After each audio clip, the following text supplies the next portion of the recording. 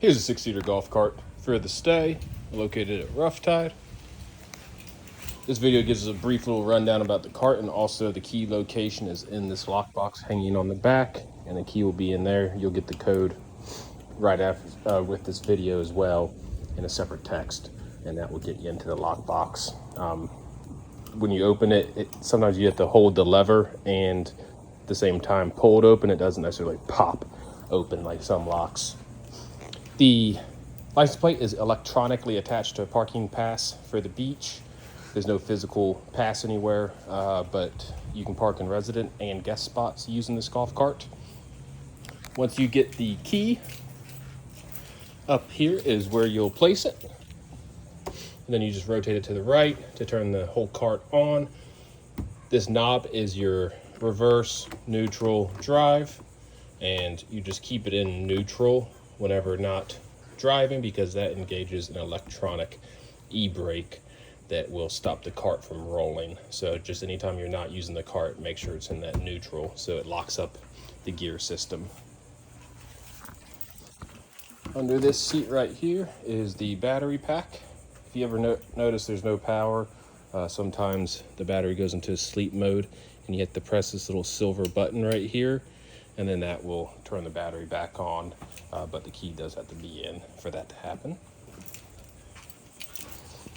We walk around to the other side. This does fold out as well into kind of a placement for coolers, chairs, but you cannot sit on this when it's folded out like that. You can only sit on here when it's a cushion, and seatbelts must be worn at all times on these golf carts. The police in the area treat this just like any other motor vehicle, and they will pull you over if seatbelts aren't being worn. It's pretty much however you drive your normal personal vehicles, how this needs to be driven as well. Same goes with young kids and seats and everything.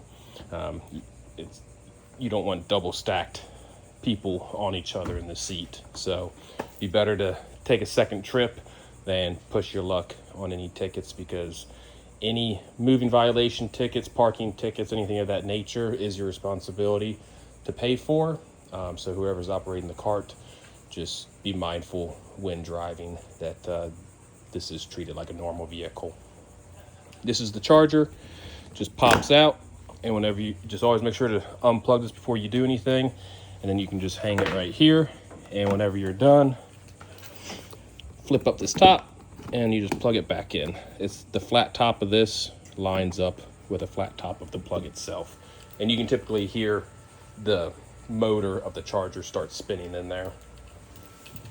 You have your brake, accelerator, pedal, and this is a little different than some golf carts where some will have an extra parking brake at the top or a lever you pull up for a parking brake. This does not have that. Again, it's all done electronically using the neutral on here. You have your battery percentage there. Always keep an eye on that. You don't want to run these things under 30%.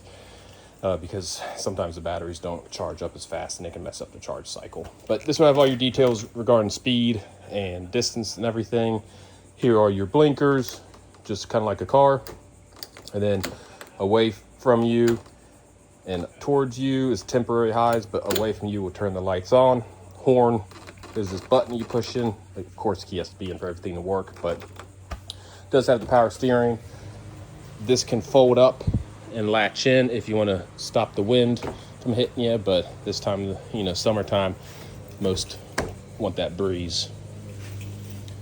For getting to the beach from here, you'll go out to the road right here, take a right. You follow that to T intersection, take another right on the West Yacht Drive, and you'll run West Yacht all the way to Northwest 1st Street. You'll see a big bridge up in front of you. It's that street right before you go under the bridge. Take a right on the Northwest 1st. Follow that all the way to where then you jump over the main road. Go down about 100 yards, turn left on White Lane, and then you'll take a right on the Middleton. And once you're on Middleton, going towards the beach, you'll see the ocean from there. You can park at any of the beach locations. Just make sure you pull the cart all the way up to the yellow stopper that they have for designated spots. If those front tires are not up to that stopper, they will give you a parking ticket. They don't want anyone backing in. They want front tires all the way up, and you can't parallel park unless it's a designated parallel parking spot. Like I said, it can go in the resident spots and the guest spots, so it's really just first come, first serve on that. With the golf cart, if anything ever happens and it breaks down, please do not attempt to tow the cart. They are not meant to be towed like a vehicle can be towed. Please contact us because we'll need to get a flatbed or trailer to move it around if something does happen. But this is pretty much a brand new golf cart, so there should not be any issues. But if any questions do pop up during your stay, you're definitely welcome to reach out and we'll be happy to help. Thank you.